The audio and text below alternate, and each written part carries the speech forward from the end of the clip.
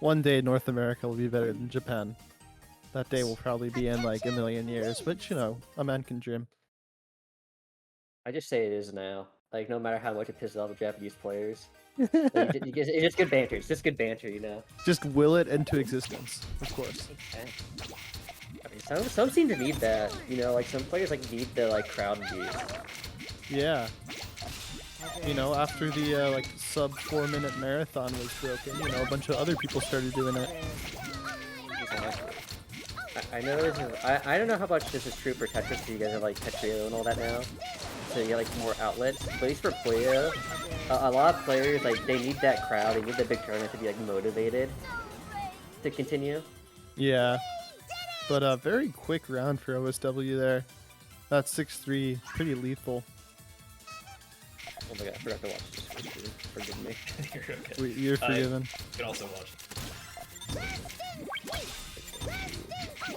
Okay, got Anameru with the chain. OSW kind of stumbling around with the misdrops right now. Not too bad though. They just give Ana a lot of time and more time to margin as well. Yeah. Alright, that's a 5 chain. OSW is like what chain? I didn't see a chain. I think it's always the weird part about Puyo vs Tetris is like 5 chains are usually lethal for Puyo vs Puyo, but in Puyo vs Tetris, you're lucky sometimes if it sends like 2 rows. Like yeah, it's so weird because like in Puyo vs Tetris, it's like such a weird like spectrum of what sends damage because like 5 chains are not very lethal, but like doing a couple 3 chains is just like crazy high amounts of damage. I think a part of it is like the power effect. So powers are kind of, they're not like baits, but they're dangerous because you know it sends swing garbage. Yeah. It's like never fun. Especially if it's Tetris and he just down stack you. Oh man, OSW misdropping that J piece. He's just gonna build a T-spin out of it though. I think OSW is the best about transitioning through like misdrops and Puyo to T-spins. Yeah. It's probably due to the fact that OSW probably has the most experience out of anyone misdropping. True. Very true. I also feel like some Tetris players don't realize if the Puyo player just sent you trash and yeah, you misdrop, you don't have to care still for like the next like 5 seconds. Yeah. Most Puyo players aren't going to have like a ready attack. So yeah, you can kind of greed at the top a little bit more. Yeah, and whereas for Tetris, they can just keep on spamming attacks. Yeah, I feel like... I guess that's always like the big difference that always messes with people in this matchup is there is a clear line between offensive and defensive play, where I feel like sometimes in Tetris it gets kind of like muddled.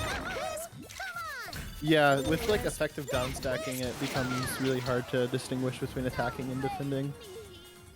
You never get a churn. I've learned about Tetris, you gotta take it. Oh man, another pretty quick match. Not a quick match, but a very decisive match for OSW there.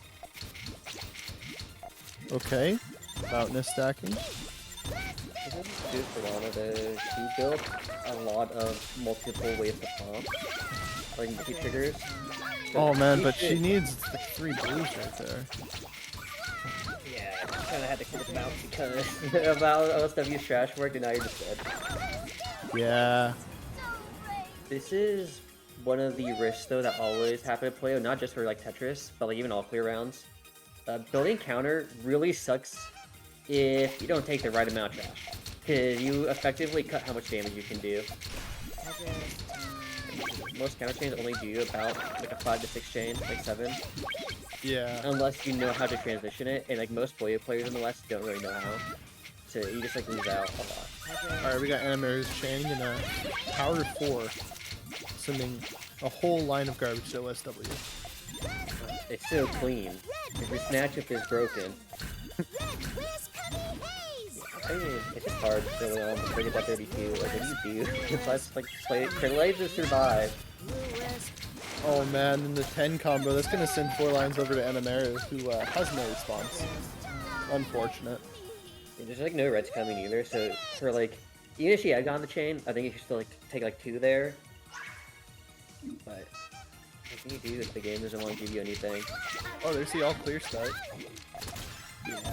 I don't know how much this really helps though in Tetris with Puyo. It's like one raw, which I believe only a few rows for Tetris, which doesn't really matter. But it doesn't matter on like the conversion rates for defense. Yeah.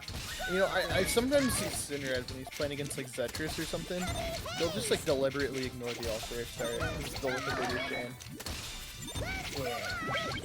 I think it's really weird because it's very common in Japanese Puyo tournaments too, where they just constantly forgo it because like one raw actually is not that much damage. It's very little. Oh, yeah, I can't even use the purple link, which is a little unfortunate. It's trash. Oh man, that is such terrible garbage to dig down through. It's just over. It's a shame that the counter to like what happened, what you're supposed to do when you get a 15 combo in Tetris. The counter is technically you build a 10 chain. But there's not usually enough time to build a 10 chain. You can just like pretty much materialize a 15 combo down stack out of nowhere. Have you seen, I think it was the clip where they maxed out the 4-wide bonus versus like a 12 chain from Puyo? Oh yeah. That is like the Puyo wet dream that will almost never happen. OSW, man, you need one of those C pieces for the SPSP. Oh my Never god. mind. There was a chance, you know, I believe. Though I think if when you're 5-0 up, you're allowed to be a little bit fancy some days. Yeah. You know, you've earned the right to be a little cocky. Oh my God, gosh. this opening. Oh my gosh. Okay, Anameru getting all the time in the world to build up their initial chain. The issue is she built like flat everywhere, so they actually don't have that much length. Or defense, actually, so... Oh yeah, her purples are coming through. But good Q. Gonna at least let her dig down. Oh my gosh, OSW, dude. It's okay, because Ana can literally not extend or continue their chain because of the unfortunate, I guess, build path. So honestly, like, this one is like doable to survive. Oh yeah, OSW made a very good choice to cancel that garbage there. It was the only choice he had. It's one of those unfortunate situations where, like, if Ana had like a slightly different build order, she probably could have forced out an 8 chain and just like killed OSW right there.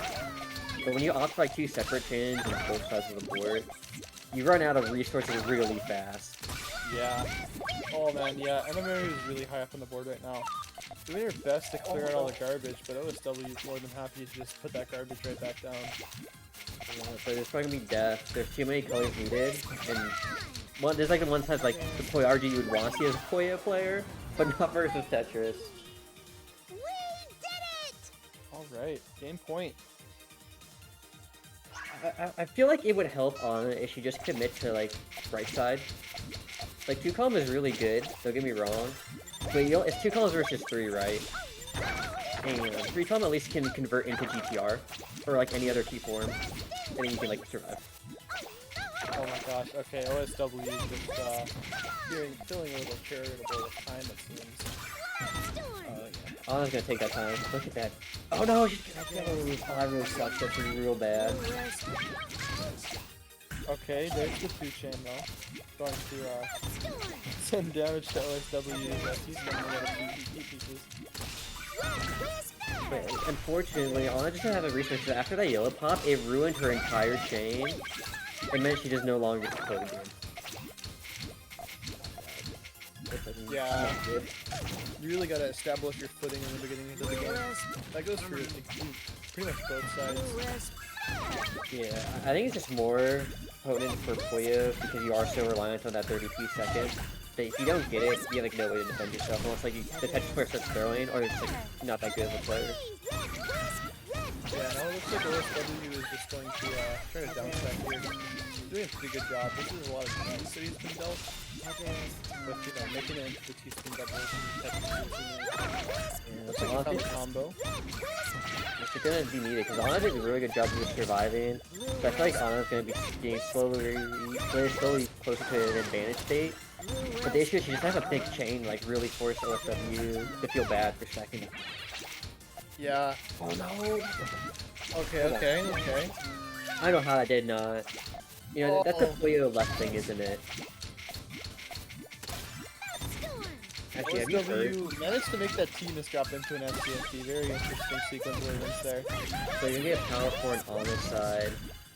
And it feels kind of bad actually. This is not really like an easy down stack. Oh. Yeah, that's it for OSW. Anameru on the board times 2. Nice, let's go on there. Actually, have you heard of the Puyo left side thing? No. This is something I just learned about recently. So to get around like jank and net play, what they did was like depending on how your Puyos pop on the left side will determine how you take garbage. What? Yeah. It's only for net play. Like this is a net play only tech because I guess they couldn't figure out how to make net play work for champions. Yeah. So basically, if you have all your Puyos popping at the same time, you can take trash immediately.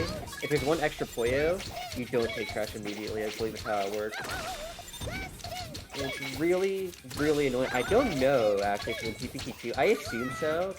The one thing there's like no real difference. But if that's true, it makes Puyo a lot more annoying. Alright, and while we were discussing mechanics, OSW had a TST tower loop sort of thing going on. I don't know what just happened. It kind of just occurred. Yeah, it was just hard too because Anna like I actually went for right side this time, which I respect because I think it was a Yeah. smart decision. But I guess like having extra palm means you build higher a little bit slower for trade for more damage. But what can you really do, right? Because you have to find damage somewhere in this matchup.